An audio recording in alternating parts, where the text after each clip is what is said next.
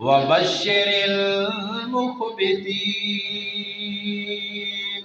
اللہ کریم فرماتے ہیں میرے پیغمبر عاجزی کرنے والوں کو، حکم ماننے والوں کو، اپنی اطاعت کرنے والوں کو خوشخبریاں سنا دیجئے۔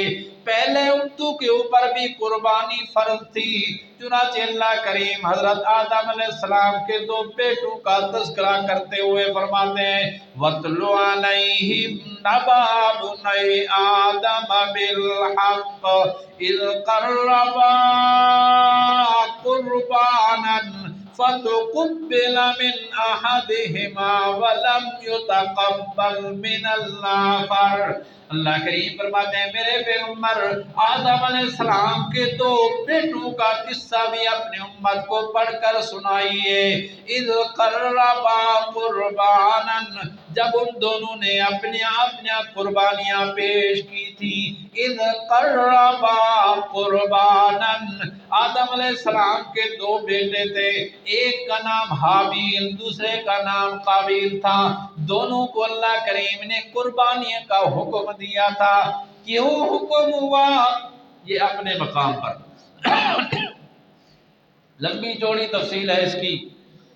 یا تو اللہ کریم نے دونوں کی آزمائش کے لیے قربانی کا حکم دیا تھا، یا اور علماء نے بھی مطلب اس کا لکھا ہے وہ لمبی تفصیل طلب ہے۔ قربانی انہوں نے کی تھی، معلوم ہوا کہ قربانی ان امتوں کے اوپر بھی فرض تھی۔ اذ قربا قربانا فتقبل من احدهما ولم يتقبل من الاخر۔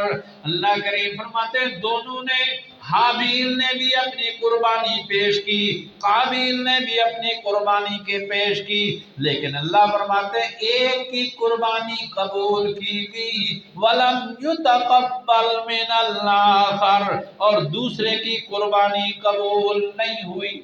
قابیل کی قربانی قبول نہیں ہوئی۔ قربانیاں کیا پیش کی تھی؟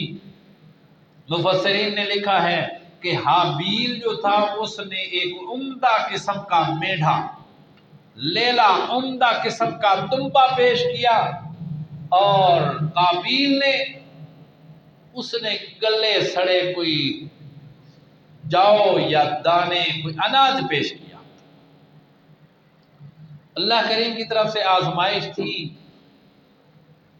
تو جس نے اخلاص کے ساتھ یہ عمل کیا، اللہ کی خوشنودی کے لیے اور دل کھول کر خرچ کیا، دمبا پیش کیا، اس کی قبول کی گئی قربانی، اور قابیل کی قربانی قبول نہیں۔ کیوں؟ اس لیے کہ اس نے چٹی سمجھا۔ آج ذرا ہم بھی اپنے گریبان میں جھانکیں۔